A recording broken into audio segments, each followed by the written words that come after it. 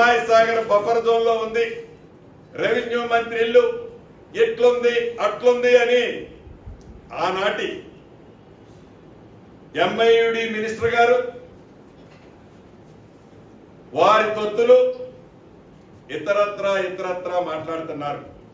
నేను ఈ వేదిక ద్వారా ఒకటే ఛాలెంజ్ ఇస్తున్నాను.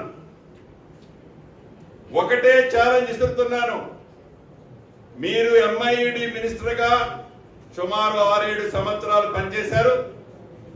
మీ బావ హరీష్ రావు గారు ఇరిగేషన్ మంత్రిగా 5 సంవత్సరాలు పైచిలకు పనిచేశారు. ఈ వేదిక మీద నుంచి హైడ్రా అధికారి రంగనాథ్ గారిని ఆదేశిస్తున్నాను. ఈ ఇద్దరు మాజీ మంత్రులు అంటే ఒకరు ఇరిగేషన్ శాఖ మంత్రివర్యులు, రెండవ వారిలో ఎంఐయుడి మంత్రివారు, వీరికి డబ్బాలు కొట్టే కొన్ని యూట్యూబులు వారికి సంబంధించిన సంస్థలు వ్యవస్థలు మీరు ఎంతమంది వస్తున్నారో అంతమందిని ఎంట పెట్టుకొని రంగనాథ్ గారు నేను ఇక్కడ నుంచి మిమ్మల్ని ఆదేశిస్తున్నాను.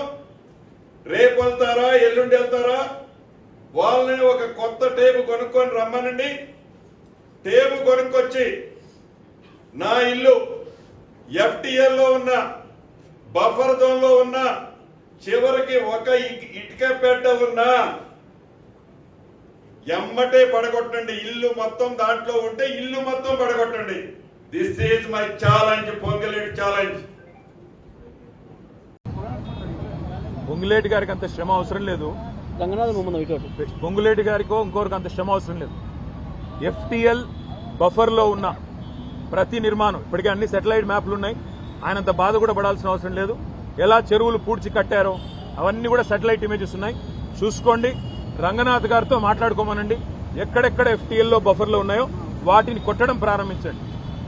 పొంగులేటి శ్రీనివాసరెడ్డి గారు, వివేక్ గారు, P6 వివేక్ గారు, అదేవిధంగా KVP రామచంద్రరావు గారు, మధు యాష్కి గారు, పట్నం మహేందర్ రెడ్డి గారు, ఇంకా కేవలం గుత్తా సుఖేందర్ రెడ్డి గారు, వీళ్ళందరి ముందు నేలమట్టం చేసి ఆ తర్వాత సామాన్య ప్రజల మీద పడాలని చెప్పి ప్రభుత్వానికి నా విజ్ఞప్తి. Thank you.